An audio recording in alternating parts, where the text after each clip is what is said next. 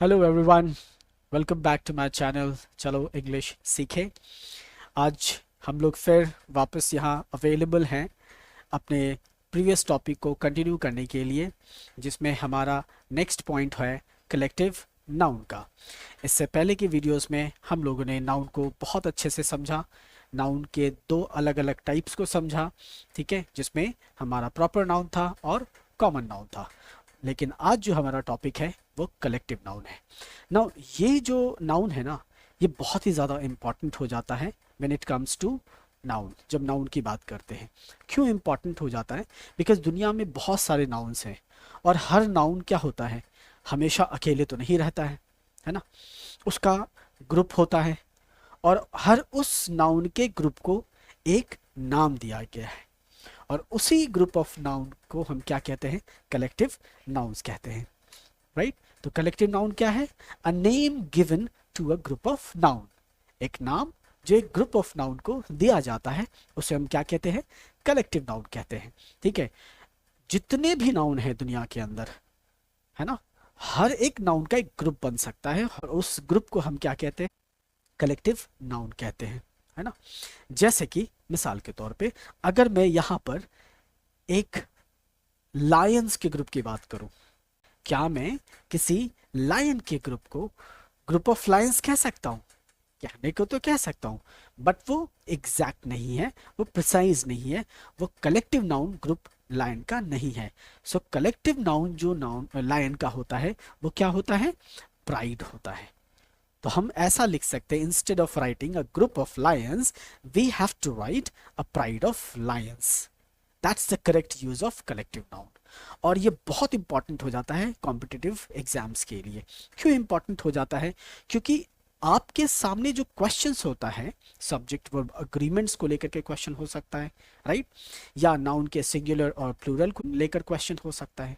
तो अगर हम उस नाउन के बारे में जानते ही नहीं है कि लायन के कलेक्टिव नाउन को प्राइड कहते हैं, तो हो सकता है हमारी अंडरस्टैंडिंग यहाँ पर प्राइड को लेकर गर्व से रिलेटेड हो जाए।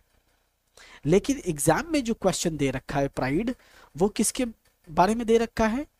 It is actually given about a group of Lions, जो किसके बारे में? ग्रुप ऑफ लायंस को लेकर के है। और यहां पर स्टूडेंट्स क्या कर जाते हैं? चूक कर जाते हैं, बिकॉज उनको लगता है नाउन क्या है, बहुत इजी टॉपिक है ना।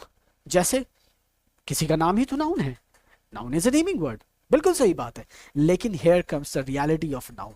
यहाँ नाउन की रियलिटी सामने आती है। बिकॉज अगर मुझे उस पर्टिकुलर नाउन के कलेक्टिव नाउन नहीं पता है, तो हमारे लिए उस क्वेश्चन के आंसर को करना बहुत मुश्किल हो जाएगा, राइट। नेक्स्ट एग्जाम्पल हम लोग देखते हैं यहाँ पर, पैक ऑफ वॉल्स। पैक के बारे में हम क्या समझते हैं?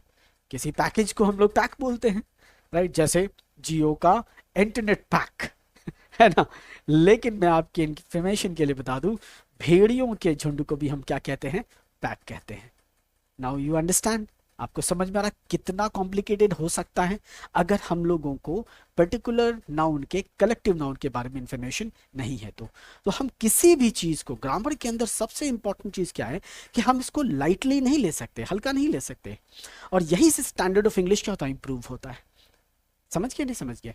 तो हर एक नाउन को पढ़ना उतना ही इंपॉर्टेंट है जितना कि बाकी ग्रामेटिकल चीजों को पढ़ना इंपॉर्टेंट होता है, ठीक है।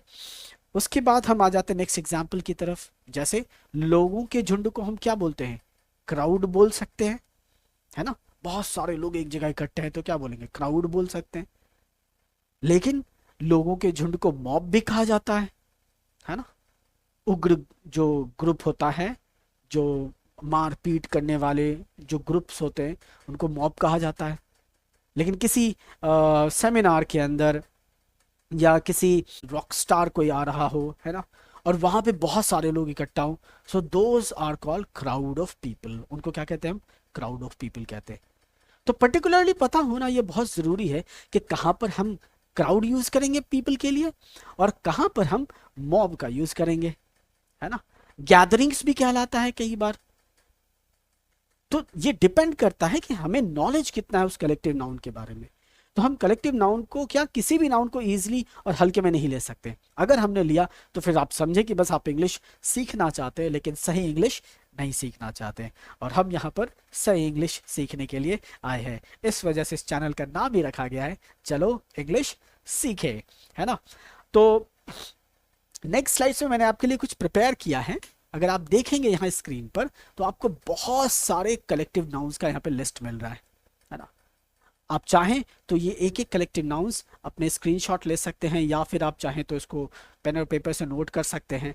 ये आपके बहुत काम आने वाला है। हालांकि आजकल इंटरनेट का ज़माना है, बहुत सारी चीज़ें बहुत जगहों पर अवेलेबल है, आप वहाँ से भी ले सकते हैं। You can not take everything lightly, you have to take grammar very seriously if you really want to improve your English। At least आपको उस लेवल तक तो लेकर जाना ही पड़ेगा इंग्लिश, जहाँ पर लोगों को लगे कि हाँ आपकी इंग्लिश क्या है, स्टैंडर्ड है। आप ऐसे इंग्लिश नहीं बोल रहे हैं जिस इंग्लिश का कोई सर पैर नहीं है, जैसे boss you go I come okay no CC bye bye, that's not English. Of course ये कम्युनिकेट हो जा रहा है, we are able to somehow, जिसको हिंदी में बोलते हैं ना, चल जा रहा है, ऐसा हो जा रहा है।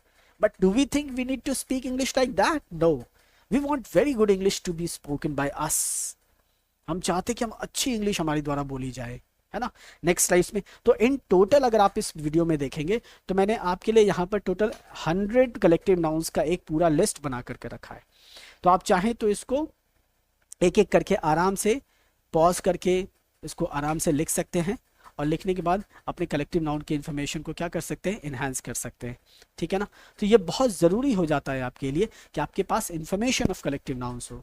जैसे देखिए, मैं अगर यहाँ ऊपर से पूछूं, a posse of policemen, a troupe of dancers, a bench of magistrates, a circle of friends, और साथ में सेंटेंसेस भी हैं, कैसे आप उसको यूज़ करेंगे, है ना। A circle friends enjoyed the picnic, है ना। A dynasty of rulers, a herd of elephants. So that's how we can use a flock of sheep, a pride of lions, a school of fish. ये सारी चीज़ें आपको help करेंगी when you want to improve your English to a very respectable manner, ठीक है। So this is about the collective noun। आगे हम लोग बढ़ते हैं। अब हम लोग आगे बढ़ने वाले हैं किस नाउन की तरफ, मटेरियल नाउन की तरफ, ठीक है। क्या होता है मटेरियल नाउन? बहुत आसान सा डेफिनेशन है, इसको आप समझने की कोशिश करें। वह नाउन जिसे हम नाप सकते हैं, तौल सकते हैं, लेकिन गिन नहीं सकते। जिसे हम नाप सकते हैं, तौल सकते हैं, लेकिन गिन नहीं सकते। अगर हम गिन पा रहे हैं किसी भी नाउन को तो वो मटेरियल नाउन नहीं हो सकता है, ठीक है। जैसे फॉर एग्जाम्पल ऑयल, क्या हम लोग ऑयल को गिन सकते हैं?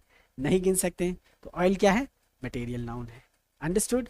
नेक्स्ट वाटर, ये भी हम गिन नहीं सकते, तो ये कौन सा नाउन हुआ, मटेरियल नाउन हुआ। नेक्स्ट राइस, चावल, इसे भी हम नहीं गिन सकते। कुछ लोग कहेंगे सर चावल तो हम गिन सकते हैं, ठीक है दे देना वैसे लोगों को, है ना एक बकेट चावल दे देना और बोलना गिनते रहो, फिर उन्हें पता चलेगा कि हम चावल गिन सकते हैं कि हम चावल नहीं गिन सकते हैं, राइट। तो गिनने से मतलब समझ आया आप लोगों को, है ना। बहुत सारी ऐसी चीजें जो छोटे छोटे पार्टिकल्स हैं उनको हम अनगिनत मानते हैं, है ना, अनकाउंटेबल मानते हैं। तो rice is not accountable noun. छोटे छोटे टुकड़े हैं, आप कितना पूरा एक बोरी चावल है, क्या आप उसको गिन सकते हैं? इम्पॉसिबल है, बहुत मुश्किल है गिनना। गिनते रहिए, फिर सारी जिंदगी लगा दी है चावल को गिनने में। तो राइस क्या है, मटेरियल नाउन है। नेक्स्ट हमारा क्या है, क्लोथ। नाउ एक और चीज जिससे आप समझे, क्लोथ को अगर मैं कह रहा हूं तो क्लोथ मतलब क्या है, कपड़ा। फॉर एग्जाम्पल हम लोग कभी मार्केट जाते हैं, पूछते हैं कहाँ जा रहे हैं भाई, तो कपड़ा खरीदने जा रहे हैं। तो एक्चुअली में जाना होता है टी शर्ट खरीदने के लिए, एक्चुअली में जाना होता है जीन्स खरीदने के लिए, लेकिन हम क्या कहते हैं, कपड़ा खरीदने जा रहे हैं। तो हिंदी भी तो हम गलत ही बोल रहे हैं ना, राइट और रॉन्ग। तो हम लोग कपड़ा खरीदने के लिए नहीं जा रहे हैं, हम लोग किस लिए जा रहे हैं, टी शर्ट खरीदने जा रहे हैं। हम लोग क्या करने जा रहे हैं, हाँ जीन्स खरीदने जा रहे हैं, पैंट खरीदने जा रहे हैं, शर्ट खरीदने जा रहे हैं। तो एक्चुअली में हम लोग वो करने के लिए जाते हैं, एक्चुअली में हम लोग T shirt, jeans, pant, shirt खरीदने के लिए जाते हैं। लेकिन होता क्या है, लेकिन पहले से शुरू से क्या चलता आ रहा है, बोल चाल की भाषा में क्या चलता आ रहा है कि हम लोग कपड़ा खरीदने जा रहे हैं। जैसे पहले क्या होता था, इतना रेडीमेड्स तो कपड़े नहीं मार्केट में अवेलेबल होते थे, है ना। तो रेडीमेड कपड़े जब मार्केट में अवेलेबल नहीं होते थे तो हम क्या करते थे बताइए, हम लोग तो कपड़ा ही खरीदने जाते थे ना, उस खरीदे हुए कपड़े को क्या कहते, कट पीस में मार्केट में मिलता था, और फिर उसके बाद टेलर के पास उन कपड़ों को लेकर के जाते थे, और फिर टेलर उनको स्टिच करता था, फिर हम पहनते थे।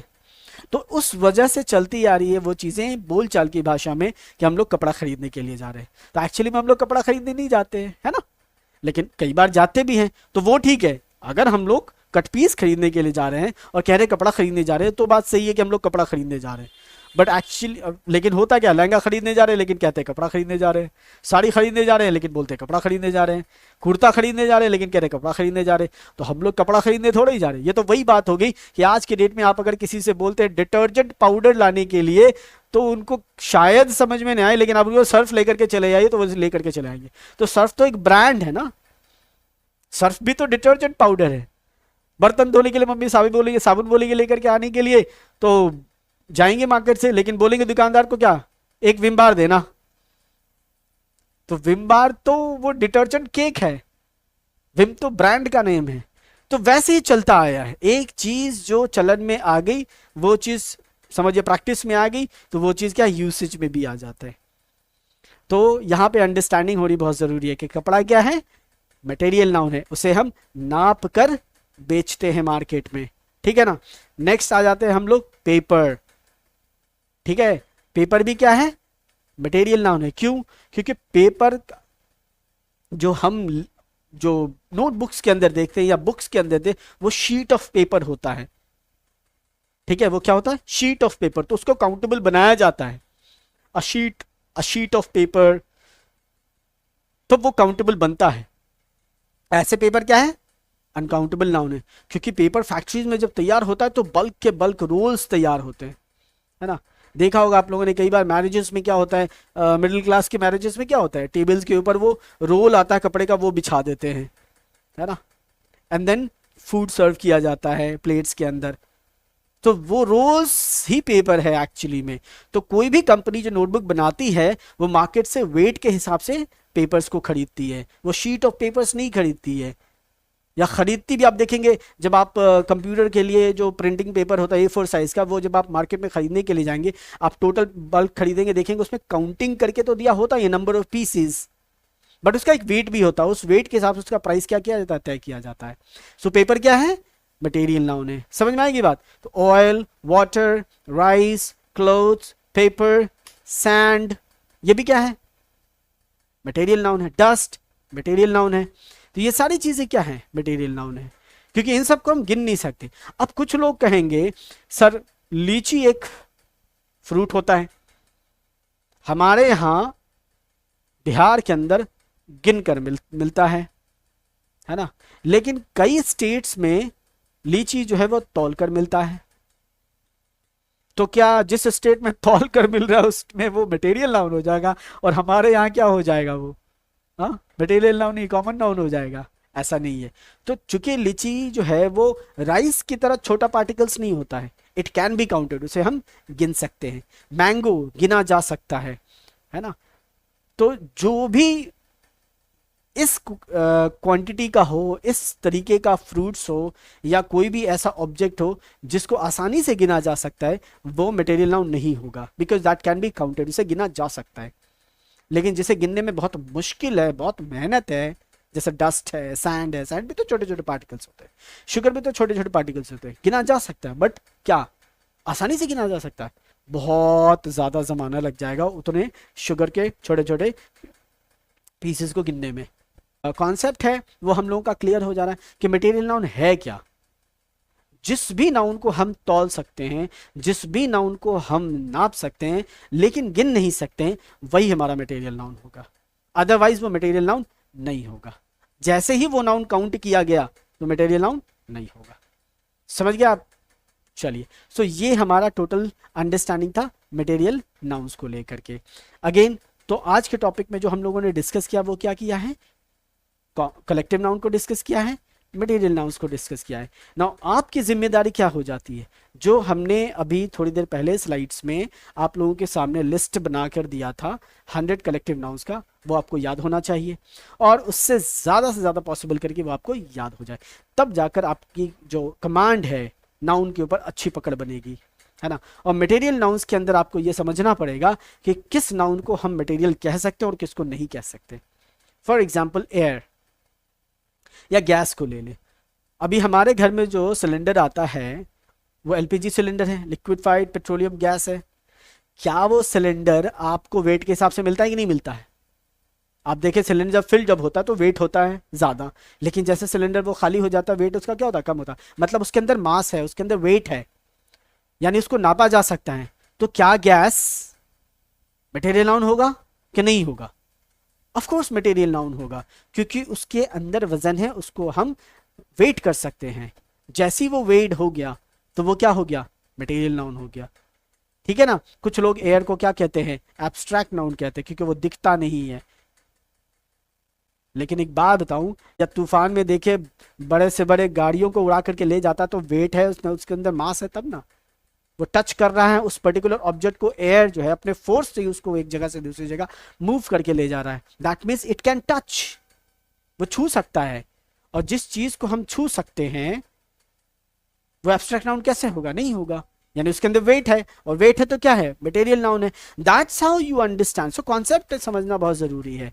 आपको एक बार कॉन्सेप्ट क्लियर तरीके से समझ में आ जाएगा तो आप इजीली नाउन को ना क्या कैसे जस्टिफाई कर सकते हैं, डिफाइन कर सकते हैं, उसके बीच का डिफरेंशिएशन आप कर सकते हैं आराम से।